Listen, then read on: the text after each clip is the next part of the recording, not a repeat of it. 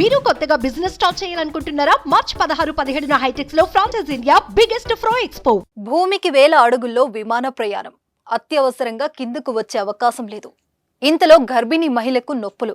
సాయం చేయడానికి తోటి ప్రయాణికులు ముందుకు రాలేదు. సాయం చేద్దామన్నా ఏం చేయాలో ఎలా చేయాలో తెలియదు.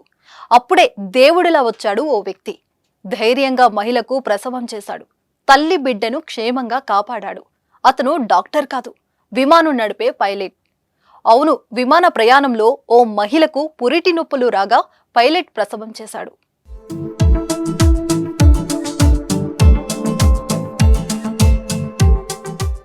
తల్లి కావడం అనేది ఓ వరం. నవమాసాలు మోసి ఎంత కష్టమైనా భరించి బిడ్డకు జన్మనిస్తుంది. నెలలు వచ్చిన తర్వాత ఏ క్షణాన నొప్పిలొస్తాయో చెప్పలేం. కొన్ని సమయాల్లో నెలలు నిండక ముందు కూడా ప్రసవం రావచ్చు. ఏదేమైనా నెలలు నిండిన గర్భిణి దూర ప్రయాణాలు చేయకపోవడం మంచిది. అయితే ఓ నిండు గర్భిణి విమాన ప్రయాణం చేసింది.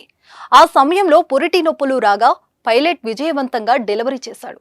ఈ ఘటన వీట్జెట్ కు చెందిన విమానంలో జరిగింది.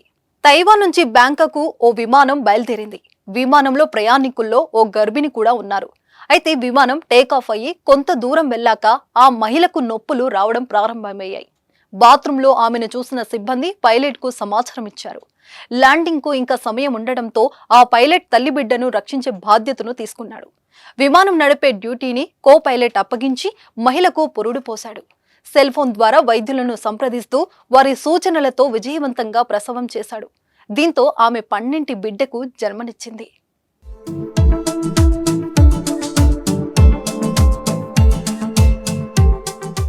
ప్రస్తుతం తల్లి బిడ్డ ఆరోగ్యంగా ఉన్నారు. ప్రసవం చేసిన పైలట్ ను తోటి ప్రయాణికులంతా అభినందించారు. గగనతనంలో మేఘాల మధ్య పుట్టిన ఆ బిడ్డకు స్కై అని పేరు పెట్టారు. 18 ఏళ్లుగా పైలట్ గా వ్యవహరిస్తున్న జాక్రిన్ గతంలో ఎప్పుడు ఇలాంటి పరిస్థితి ఎదుర్కోలేదని తెలిపాడు. గగనతనంలోని మహిళలు ప్రసవించడం ఇదే మొదటిసారి కాదు. 1929 నుంచి 2018 మధ్య వివిధ విమానాల్లో 74 మంది చిన్నారులు జన్మించగా వారిలో 71 మంది సురక్షితంగా ఉన్నారు.